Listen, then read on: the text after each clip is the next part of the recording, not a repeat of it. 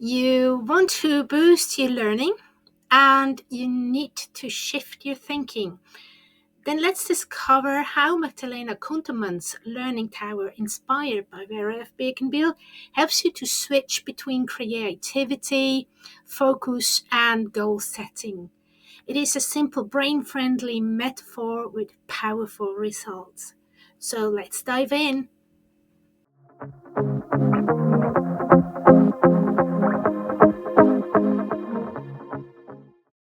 Magdalena Kuntermann's Learning Tower is a metaphor that gives us different perspectives on more than just the learning process.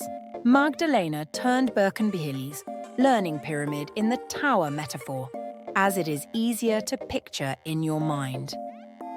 Albert Einstein made the statement, "You cannot solve problems on the same level on which they originated. Climb a mountain or the Eiffel Tower in your mind. At the top, assuming you have a good view, you can see far, you get an overview, but you won't recognise any details.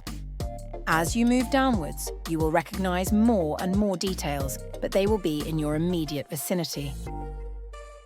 The view from above is like a lamp with a wide focus. This is the view that helps us to find the solution to a task or the idea for an essay or a particularly creative introduction to a lesson. You can support this idea with an upright posture, a view of the sky or the ceiling. You are at your most creative at the top of the learning tower.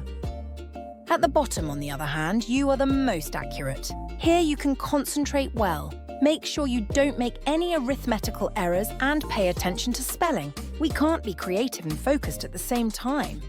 We should also communicate this to children at school.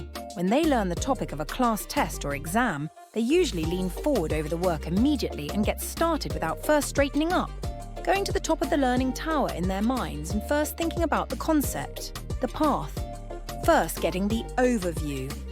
However, the learning tower can also be used when we formulate our goals, especially if they are longer-term goals that cannot be achieved immediately or very soon.